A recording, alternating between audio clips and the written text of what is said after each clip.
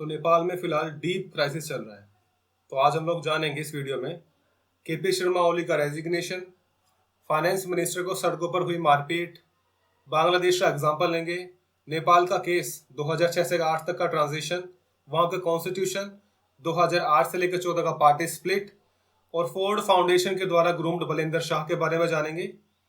और China, USA और India की स्ट्रेटेजी वहाँ पे क्या है और इंडिया के लिए क्या स्टेप्स हो सकते हैं और नेपाल भी क्या चूज कर सकता है। तो नेपाल में जो अभी हुआ, केपी शर्मा ओली ने रेजिग्नेशन दे दिया, फाइनेंस मिनिस्टर को सड़कों पर लाते पड़ी और कैबिनेट के कुछ मिनिस्टर्स के साथ जो बर्ताव हुआ वो हैरान करने वाला था।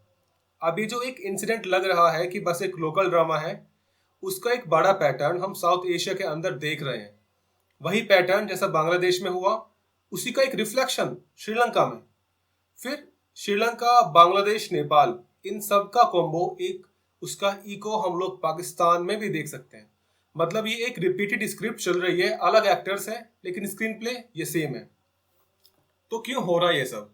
क्या सिर्फ इंटरनल फेलियर्स है या कोई बड़ी पावर अपने गोल्स को अचीव करने के लिए इस रीजन को डिस्टेबलाइज कर रही है? आज मैं तुम्हें एक लार्जर पिक्चर दूंगा, स्टेप बाय स्टेप, जिससे तुम समझ पाओगे कि ये सिर्फ नेपाल का इशू नहीं बल्कि एक जियोपॉलिटिकल चेस बोर्ड का हिस्सा है, जिसमें तुम्हारे आसपास के स्टेट्स को एक मैसेज भेजा जा रहा है कि देखो भाई, जो तुम्हारे घर हो रहा है ना, वो तुम्हारे यहाँ भी हो सकता है।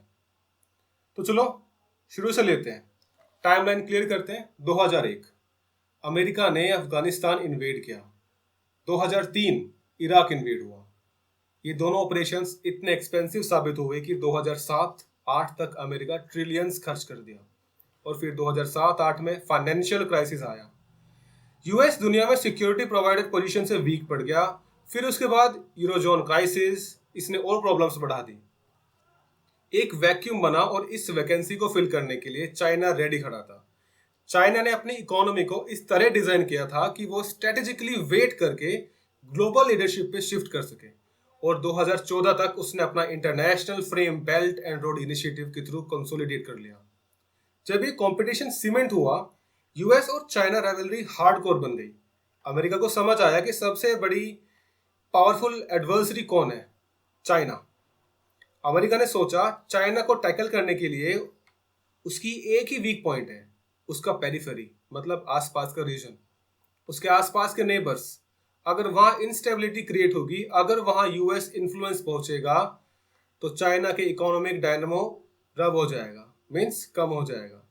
ये सिंपल लॉजिक है। चाइना एक ग्रोथ मशीन है और ग्रोथ तभी सस्टेनेबल होगी जब उसके पेरिफेरी में स्टेबिलिटी होगी।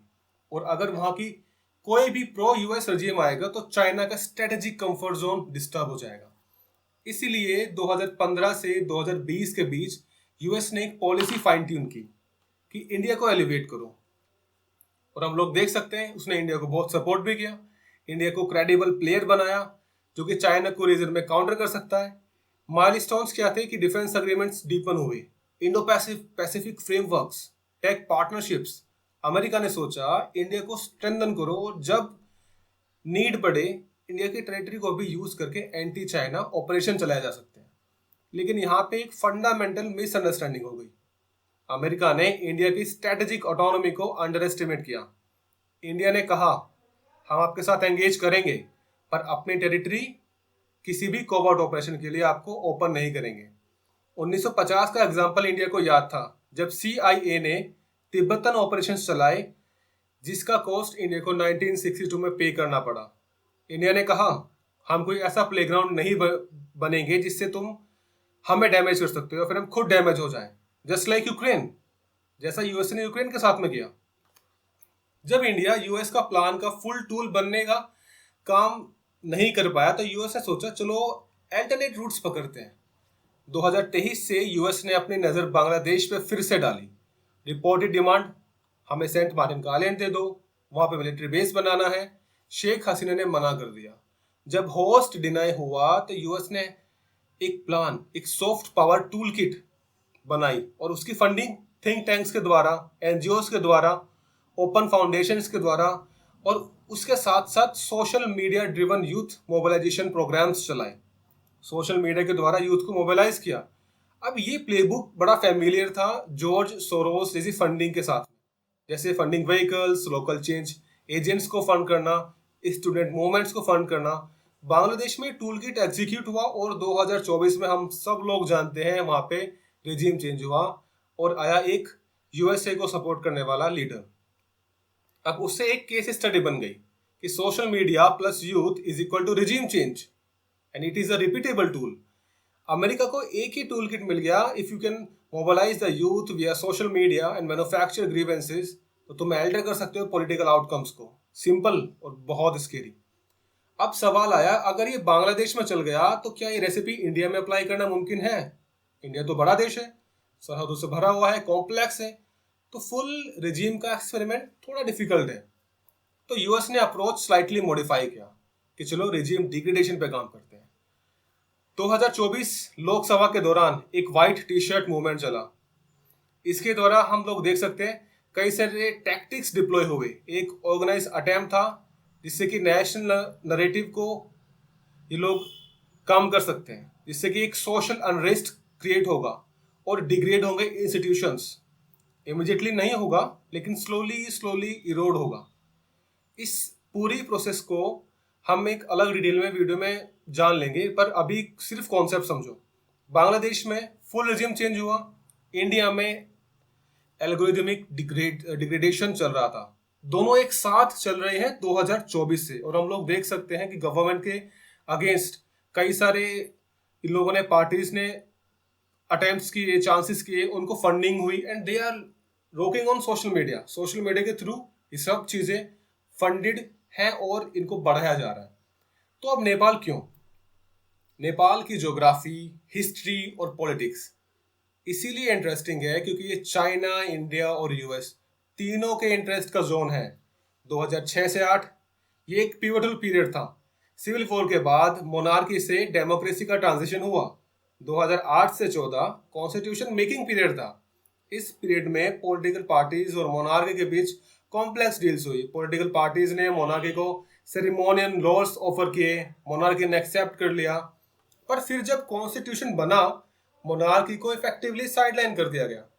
मतलब मोनार्की ने बाहर रहना उस वक्त एक्सेप्ट भी कर लिया कि भाई ठीक है, हम सेरेमोनियल रोल ले लेंगे, और क्वाइटली स्टेप बैक करके।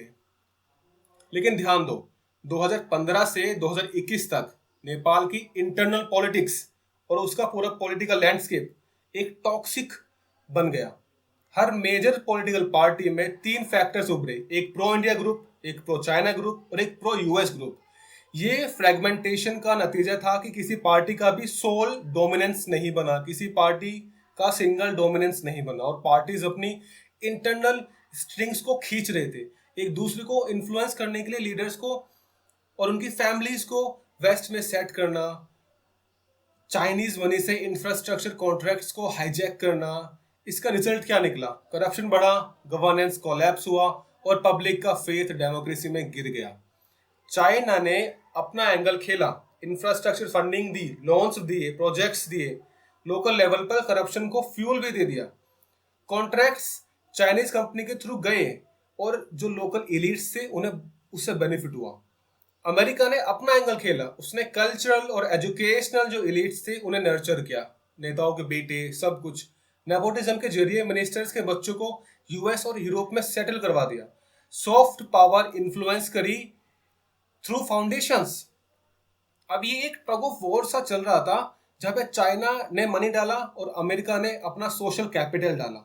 पॉलिटिकल पार्टीज में लेवरेज एक्सचेंज हुआ और जो पब्लिक थी, आम जनता थी, उनके जो इश्यूज थे, जॉब्स, एग्रीकल्चर, इंडस्ट्रीज, ये सब अनसोल्ड रही। इस केओस में अमेरिका ने 2020-21 तक एक स्पेसिफिक बेट लगाई। उसने फोर्ड फाउंडेशन का एक इंस्ट्रूमेंट उसे यूज करके वहां के एक सिविक लीडर को ग्रूम किया। लीडर कौन थे अभी हम जानेंगे। कोई नेशनल पार्टी लीडर नहीं थे वो, बल्कि एक अर्बन लेवल का एक अल्टरनेटिव था। काठमांडू का मेयर बलेंद्र शाह, जिसे पब्लिक बलेन शाह के नाम से जानती है। फोर्ड फाउंडेशन और अलाइड नेटवर्क्स ने इस लोकल लीडर को एक नैरेटिव दे दिया कि ये यूथ से उठा हुआ है, नॉन पार्टीसन है, रिजल्ट ओरिएंटेड अल्टरनेटिव है। सोशल मीडिया कैंपेन ने बिल्ड किया एक नैरेटिव, जिसे एम्पलीफाई किया गया। अब ये वही बंदा है जो हमारे प्रॉब्लम्स को सोल्व करेगा। और हाँ, जब बलेन शाह ने म्युनिसिपल लेवल पर रिजल्ट्स दिए जैसे कि सफाई, ऑर्गेनाइज्ड म्युनिसिपल सर्विसेज, लोग खुश हुए जेन्युइनली, ये भी सच है।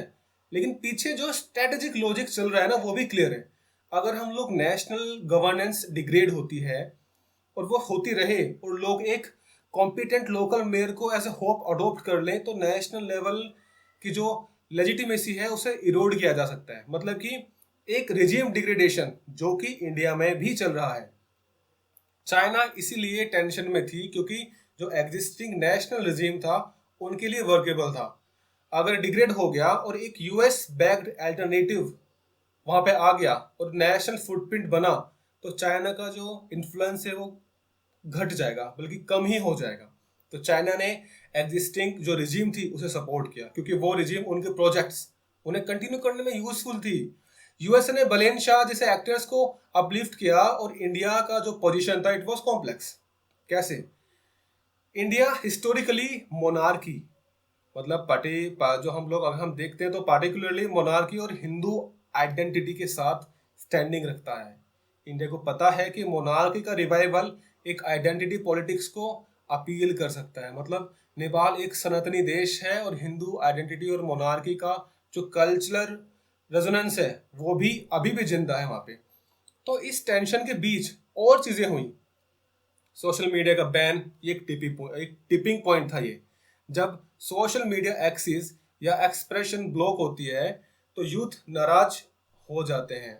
अगर तुम पहले से एक organised youth mobilisation tool kit रखते हो, मतलब कि हमारे पास जो हमारे पास नहीं, मतलब नेपाल के पास जो इस कंडीशन में नहीं थी, जो हमने बांग्लादेश से सीखा, तो तुम तुरंत स्ट्रीट पर स्टूडेंट्स को निकाल सकते हो। सिंपल। अगर वो टूल किट है, स्टूडेंट्स मोबिलाइज हो जाएंगे और वो वायलेंस कर देंगे। तो ये वही मेथड था जो बांग्लादेश में सक्सेसफुली यूज हुआ। Student protest, social media narrative और मास प्रेशर। नेपाल में जब सोशल मीडिया बैन का थ्रेट आया तो वही tool kit, the same tool kit, उसे डिप्लॉय कर दिया। Students, youth movements, mass mobilisation, और बलेन शाह ने क्लियरली कहा we are with the youth, और इस कनेक्शन ने उसके नेशनल प्रोफाइल को सुपर चार्ज कर दिया।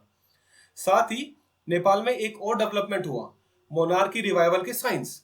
जो किंग ज्ञानेंद्र शाह ने पब्लिक से मतलब बनाना स्टार्ट कर दिया। और इंटरेस्टिंगली इंडिया के डोमेस्टिक जो रिलीजियस सिविक लीडर्स थे उनसे मीटिंग भी की, मोहन भागवत, योगी आदित्यनाथ और इंडिया के कुछ अदर लीडर्स के साथ इन पर्सन इंटरेक्शंस भी किए।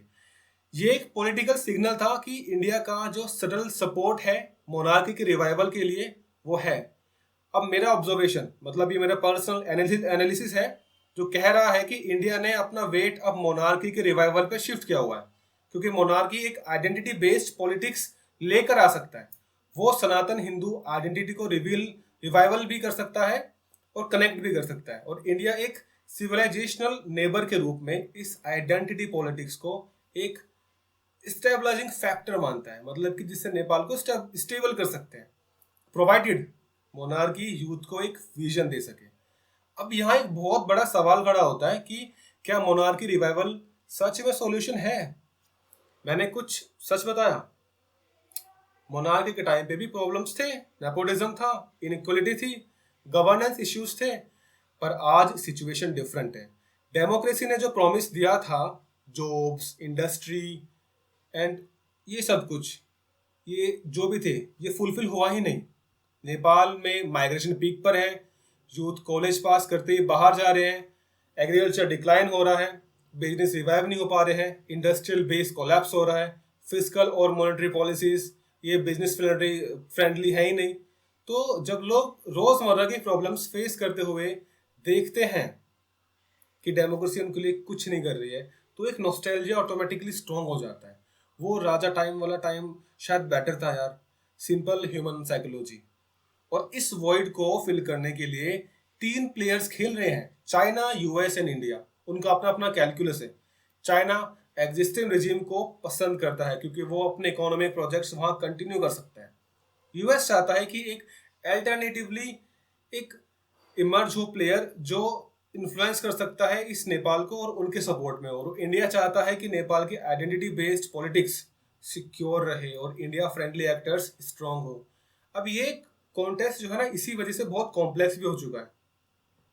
अब हम थोड़ा स्पेसिफिक इंसिडेंट्स जो मेंशन किए हैं उन्हें मैं इंक्लूड करता हूँ। जैसे कि नेपाल का इलेक्ट्रिसिटी अथॉरिटी का जो शाइनिंग स्टार थे कोलमल गिसिंग, जिसने लोड शेडिंग का प्रॉब्लम सोल्व किया, उससे रिमूव कर दिया। अब ये रिमूवल से लोगों में बहुत गुस्सा पैदा हो गया, क्योंकि लोग सोच रहे हैं कि यार मेरिट बेस्ड ऑफिशियल्स हटा के साइकोफेंट्स को ये लोग लेके आ रहे हैं। और इस गुस्से को एक्टिविस्ट जैसे दुर्गा प्रसाद प्रसाई और जगत गुरु, इन जैसे लोगों ने मोबिलाइज किया। अब ये फोक्स ग्राउंड लेवल पे पब्लिक सेंटिमेंट को असेंबल कर रहे हैं, एक पोटेंशियल ट्रिगर हो रहा है मास मूवमेंट के लिए।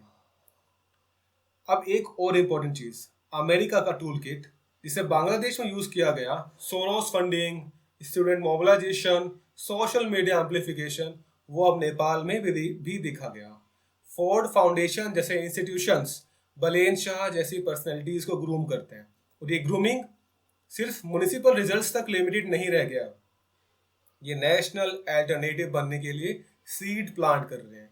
जब नेशनल गवर्नमेंट डिग्रेड होती है, municipal success stories national hope बन जाते हैं और फिर पॉलिटिकल बैलेंस टिप हो जाता है। अब आते हैं मोनार्की रिवाइवल के जो पॉइंट्स हैं उन पे आते हैं। किंग ज्ञानेंद्र शाह ने पब्लिक से कनेक्ट बनाना स्टार्ट किया।